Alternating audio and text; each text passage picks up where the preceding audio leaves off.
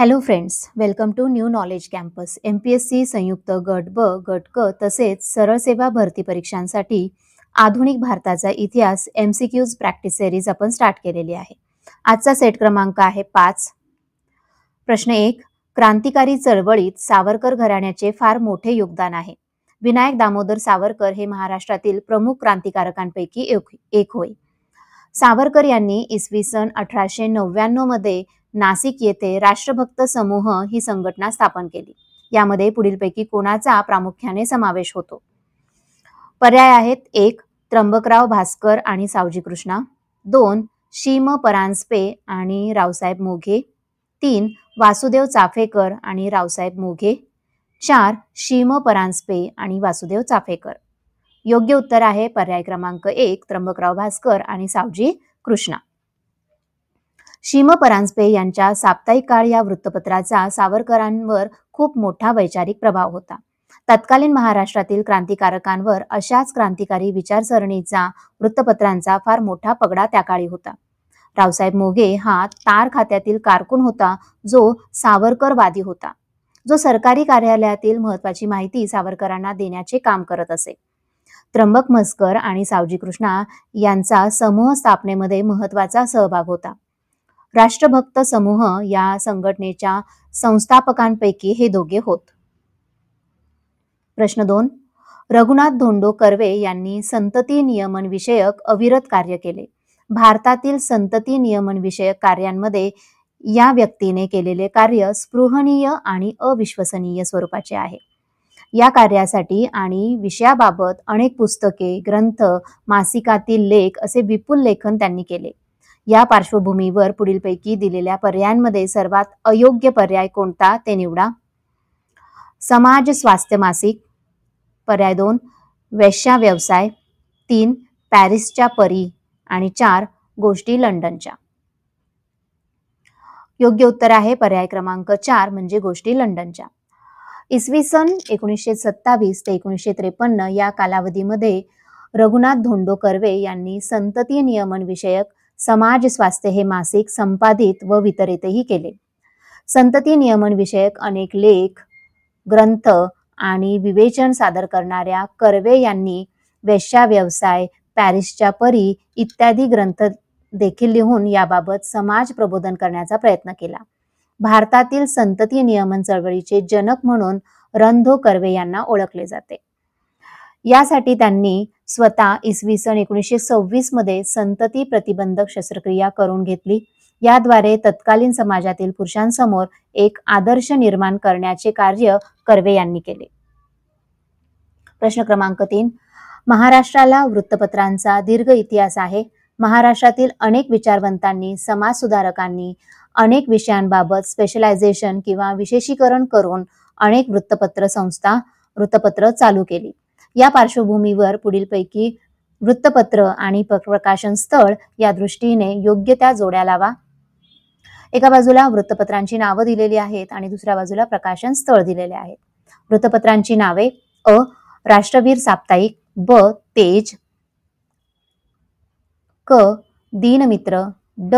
डेक्कन रयत इंग्रजी. प्रकाशन स्थळ: 1. पुणे. 2. बेळगाव. 3. बडोदा. आणि 4. तरवडी तालुका नेवासा.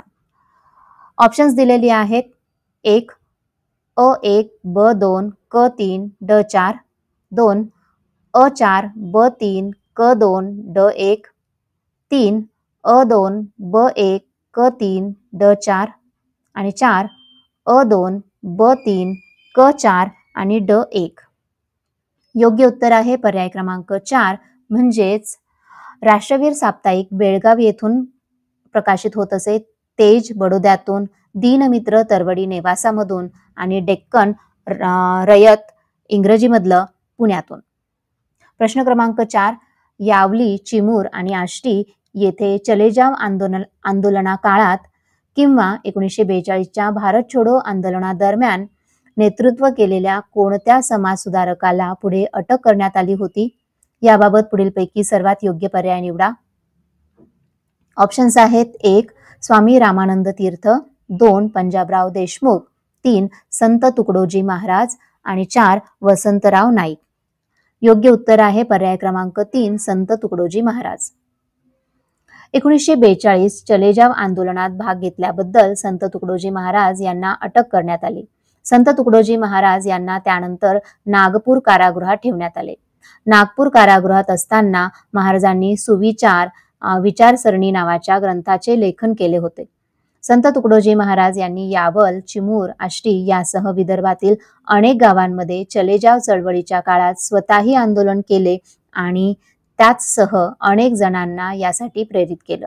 अशा पद्धतीने त्यांचं स्वातंत्र्य चळवळीतील योगदान अधोरेखित करता येते. भारत हा खेड्यांचा देश आहे या विचाराने प्रेरित होऊन त्यांनी ग्रामगीता लिहिली, ज्यात स्वयंपूर्ण गावांच्या संकल्पना मांडल्या.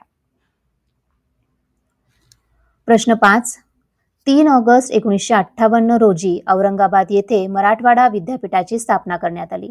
पुढीलपैकी कोणत्या वर्षी या विद्यापीठास डॉक्टर बाबासाहेब आंबेडकर मराठवाडा विद्यापीठ असे नाव देण्यात आले, किंबहुना मराठवाडा विद्यापीठाचा नामविस्तार करण्यात आला असे देखील आपण म्हणू शकतो.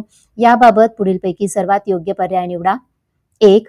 14 जानेवारी 1992, 2. 14 जानेवारी 1993, 3. 14 जानेवारी 1994 आणि 4. 14 जानेवारी 1998. योग्य उत्तर आहे पर्याय क्रमांक 3 म्हणजे 14 जानेवारी 1994. 14 जानेवारी 1994 मुख्यमंत्री शरद पवार यांच्या नेतृत्वाखाली सरकारने हा नामविस्तार केला. मराठवाडा विद्यापीठ असे नाव असणाऱ्या या विद्यापीठाचे नाव विस्तार करून डॉक्टर बाबासाहेब आंबेडकर मराठवाडा विद्यापीठ असे नामविस्तार करण्यात आले.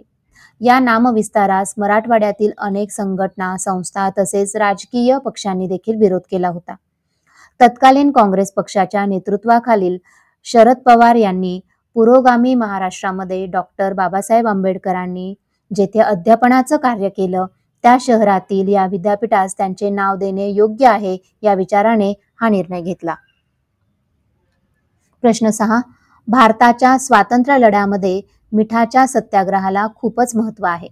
गांधीजींनी दररोज स्वतः साधारणतः 10 ते 12 मैल अंतर चालून साबरमती ते दांडी 240 मैल अंतर किती दिवसात पूर्ण केले? 6 एप्रिल 1930 रोजी मीठ उचलून कायदेभंग केला. या पार्श्वभूमीवर पुढीलपैकी सर्वात योग्य पर्याय निवडा. पर्याय आहे 1. 20 दिवस, 2. 23 दिवस, 3. 18 दिवस आणि 4. 24 दिवस. योग्य उत्तर आहे पर्याय क्रमांक 4 म्हणजेच 24 दिवस. 12 मार्च 1930 रोजी साबरमती ते दांडी पदयात्रेस प्रारंभ करण्यात आला. गांधीजींसह 78 अनुयायांनी पदयात्रा सुरू केली. मार्गात हजारो लोक सहभागी झाले. हरिजन, महिला, युवक यांचा मोठा सहभाग या यात्रेत होता. 3 मे 1930 रोजी गांधीजींना या कायदेभंगासाठी अटक करण्यात आली. 240 मैल म्हणजे जवळजवळ 385 किलोमीटर अंतर यामध्ये कापण्यात आले. प्रश्न 7. 1919 मॉन्टेग्यू चेम्सफोर्ड सुधारणा कायदा यानुसार प्रांतामध्ये राखीव खाती आणि सोपीव अशा द्विदल शासन पद्धतीस प्रारंभ झाला. यानुसार प्रांतिक प्रशासनात 2 वेगवेगळ्या पातळींवर सरकार कार्य करू लागले. पुढीलपैकी कोणते खाते सोपीव या गटात येत नसे? ऑप्शन्स आहे 1. कालवे पाटबंधारे, 2. आरोग्य, 3. शेती आणि 4. शिक्षण. योग्य उत्तर आहे पर्याय क्रमांक 1 कालवे पाटबंधारे. 1919च्या सुधारणा कायद्यांद्वारे प्रांतिक सरकारांमध्ये लोकनिर्वाचित मंत्र्यांकडे ज्या खात्यांची जबाबदारी देण्यात आली त्या खात्यास सोपीव खाते असे म्हणण्यात आले. तर ज्या खात्यांची जबाबदारी गव्हर्नरद्वारे नियुक्त व्यक्तींकडे दिली जात असे त्यास राखीव खाते म्हटले जात असे. या द्विशासन पद्धतीमध्ये राखीव खाते यामध्ये कायदा, पोलीस, महसूल इत्यादी घटकांचा समावेश होत असे, तर सोपीव खात्यामध्ये शिक्षण, आरोग्य, कृषी इत्यादींचा समावेश होत असे. राखीव खात्यामध्ये अर्थ, पोलीस, प्रशासन, कालवे, पाटबंधारे अशा स्वरूपाची महत्त्वपूर्ण खाती येत असे. सोपीव खात्यामध्ये तुलनेने कमी महत्त्वाची शिक्षण, आरोग्य, स्थानिक स्वराज्य संस्था अशी खाती सोपवली जात असे. प्रश्न क्रमांक 8. डच ईस्ट इंडिया कंपनीने महाराष्ट्रातील कोकण किनारपट्टीवर कोणत्या ठिकाणी वखार स्थापन केली होती? पर्याय आहेत 1. राजापूर, 2. वेंगुर्ले, 3. रायगड आणि 4 हर्ले. योग्य उत्तर आहे पर्याय क्रमांक 2 म्हणजेच वेंगुर्ले. इसवी सन 1602 मध्ये डच ईस्ट इंडिया कंपनीची स्थापना करण्यात आली. भारतासह पूर्वेकडच्या देशांशी व्यापार करण्यासाठी स्थापना करण्यात आलेली ही एक महत्त्वाची कंपनी मानली जात होती. इसवी सन 1649 मध्ये डचांनी महाराष्ट्रातील कोकण किनारपट्टीवरील वेंगुर्ले येथे वखार स्थापन केली. या वखारीच्या माध्यमातून अरबी समुद्रातून होणारे व्यापार यावर नियंत्रण ठेवण्याचा प्रयत्न या कंपनीने केला. डचांचा या क्षेत्रावरील वावर वाढल्यानंतर पोर्तुगीज आणि डच मध्ये व्यापारावरून अनेक वेळा मोठ्या प्रमाणात चकमकी देखील होत असे. त्यामुळे वेंगुर्ले हे ठिकाण या कालावधीमध्ये प्रसिद्धीस आले होते. प्रश्न 9. मराठा साम्राज्यातील आघाडीची घराणी म्हणजे बडोद्याचे गायकवाड, इंदोरचे होळकर, ग्वाल्हेरचे शिंदे आणि नागपूरचे भोसले होय. पुढीलपैकी कोणत्या तहाने नागपूरकर भोसल्यांनी इंग्रजांचे वर्चस्व मान्य केले याबाबत योग्य पर्याय निवडा. 1.